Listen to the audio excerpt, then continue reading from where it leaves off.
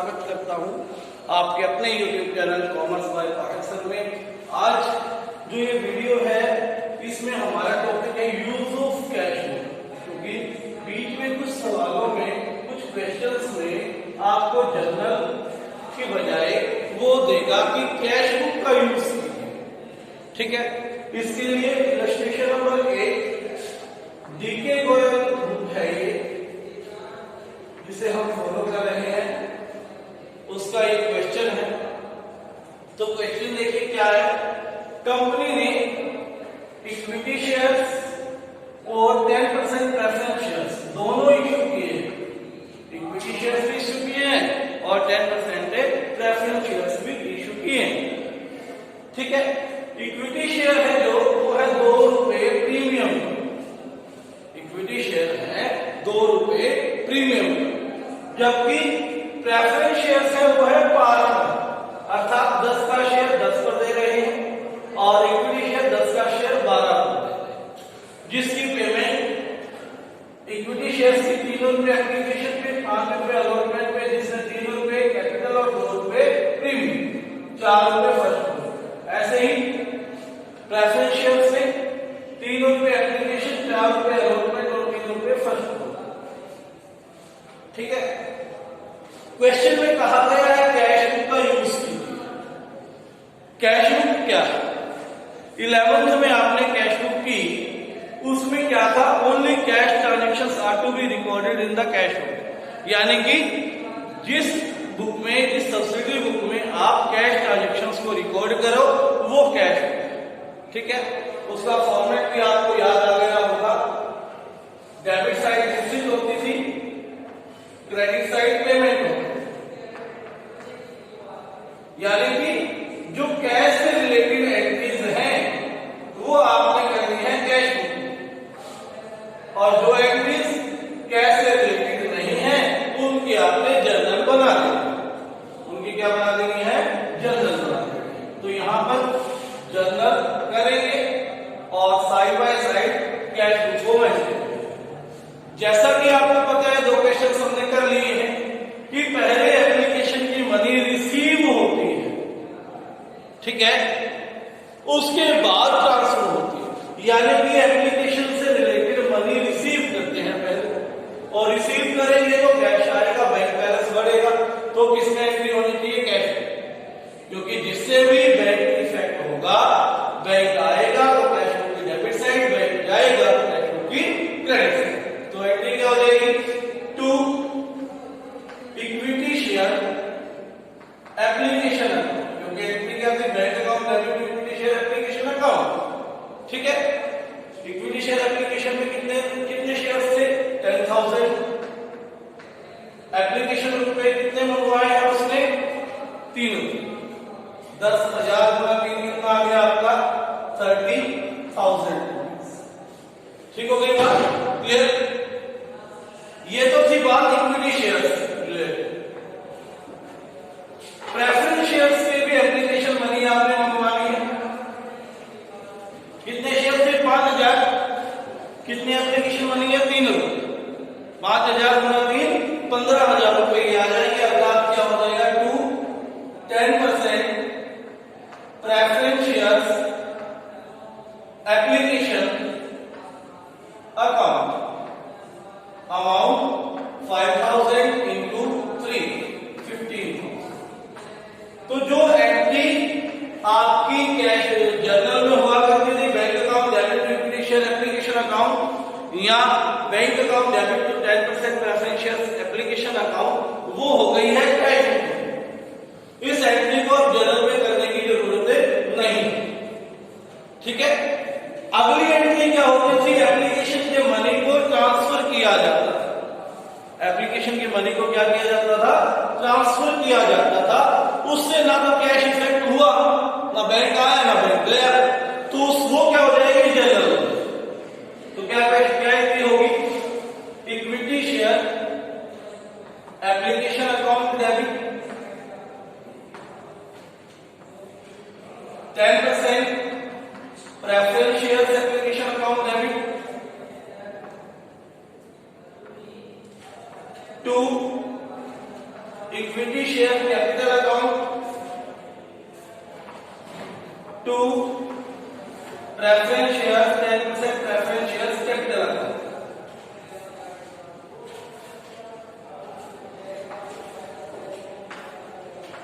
Application के थे 30,000 equity shares की, 15,000 रुपए थे प्रेफरेंस शेयर्स के। सेम ऐसे ही कैपिटल में ट्रांसफर कर देंगे 30,000 और 15,000। यानी कि एप्लीकेशन से रिलेटेड एंट्रीज क्या हो चुकी है यहां पर पास। ठीक हो गई बात। अब नेक्स्ट रहता है अलॉटमेंट से रिलेटेड। हम 2 दिन से यही कर रहे हैं कि एप्लीकेशन की मनी पहले आती है बाद में ट्रांसफर होती है। अलॉटमेंट और फर्स्ट कॉल वगैरह की मनी पहले ड्यू की जाती है फिर आती है, यानी पहले ड्यू की एंट्री होगी बाद में रिसीव। तो आइए देखते हैं, करते हैं equity share allotment account debit. कितने थे? 10,000 शेयर थे इक्विटी और अलॉटमेंट कितनी है? 5 यूनिट। 10,000 गुना 5 50,000। 10% प्रेफरेंस शेयर्स के अलॉटमेंट थी।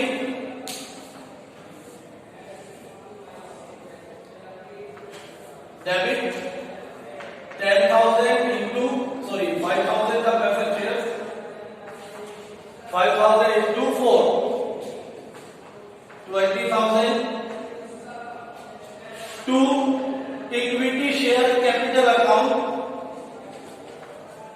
कैपिटल थी आपकी 10,000 इंटू 3 रुपए कैपिटल के थे। 5 रुपए में 2 रुपए प्रीमियम से 3 रुपए क्या थे? कैपिटल।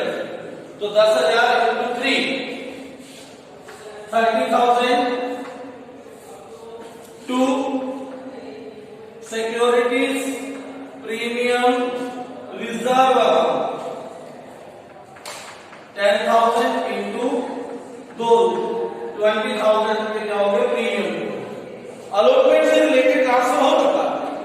प्रेफरेंस शेयर्स कैपिटल में ट्रांसफर करेंगे प्रेफरेंस शेयर्स वाले कैपिटल को to 10% preference shares capital account 5,000 into 4 20,000।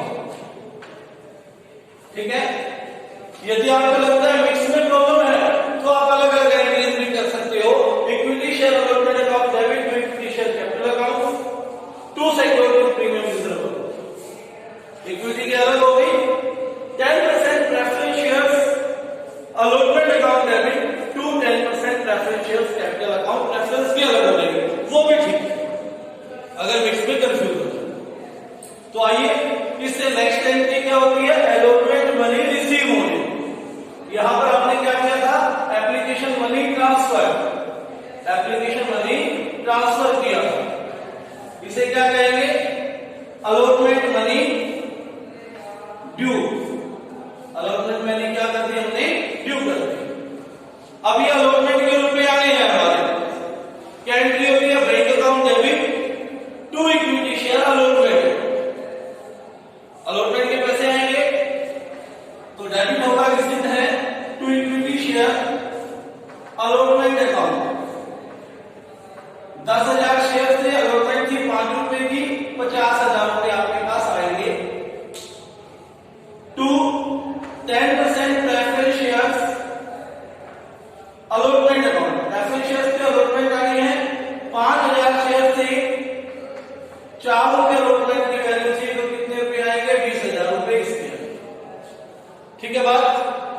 उसके बाद एप्लीकेशन आपकी डन हो गई, अलॉटमेंट आपकी डन हो गई। रह गई क्या? First call. फर्स्ट कॉल भी पहले ड्यू होती है बाद में रिसीव होती है। पहले उन्हें बताया जाता है कि आपने फर्स्ट कॉल देनी है, तब बाद में रिसीव होगी। तो ड्यू की एंट्री करते हैं जनरल एंट्रीज। क्या होगी? Equity share first call account debit. Equity share first call account debit कितने थे? 10,000 इंटू फर्स्ट कॉल के 4 रुपए, कितना आ जाएगा? 40,000 रुपए। 10% प्रेफरेंस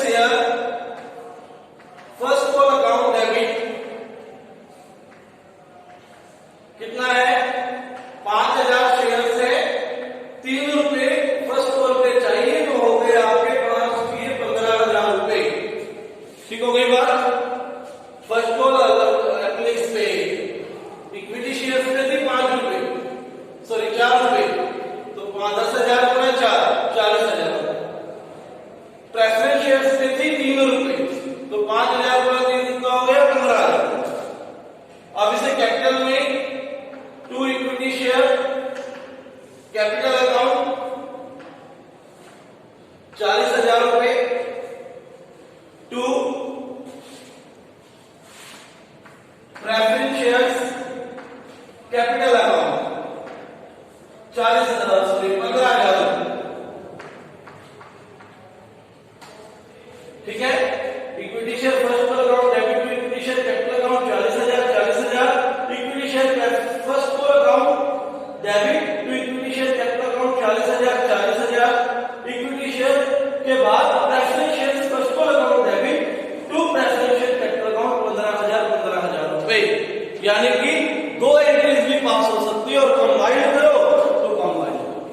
ठीक है, ये क्या हो गया first call money due, first call money due. First call money क्या करनी है हमने मंगवा ली है ड्यू करके। अब ड्यू करने के बाद रुपए आएंगे, फर्स्ट कॉल की मनी नहीं आना है, लोग हमें क्या करने देंगे लगेंगे शेयर होल्डर्स पैसे देने लगे to equity share first call account 10,000 share से इक्विटी शेयर 4 रुपए फर्स्ट कॉल थी 40,000 to 10% preference shares capital account sorry preference shares first call account 5,000 share से एक शेयर पे 3 रुपए आए थे, तो 5,000 गुना 3 15,000 रुपए फर्स्ट कॉल के आएंगे। टोटल कर देते हैं 30 और 15 45 50 95 1 15 1 65 सॉरी 1 55 और 15 1,70,000 रुपए क्या हो जाएगा आपका टोटल हो जाएगा 170। यहां लिखेंगे बाय बैलेंस क्लोज डाउन या कैरी डाउन 170, कैश बुक को क्लोज करेंगे 170। ठीक है, कहने का मतलब इस क्वेश्चन में क्या हुआ कि जितनी बैंक से रिलेटेड एंट्रीज थी वो कैश बुक में हुई, बाकी जनरल एंट्रीज। ठीक है, उम्मीद करता हूं यूज ऑफ कैश बुक आपको आ गया होगा और ये क्वेश्चन आप आसानी से कर लेंगे। धन्यवाद, कल मिलते हैं एक नए टॉपिक के साथ इसी चैनल पर।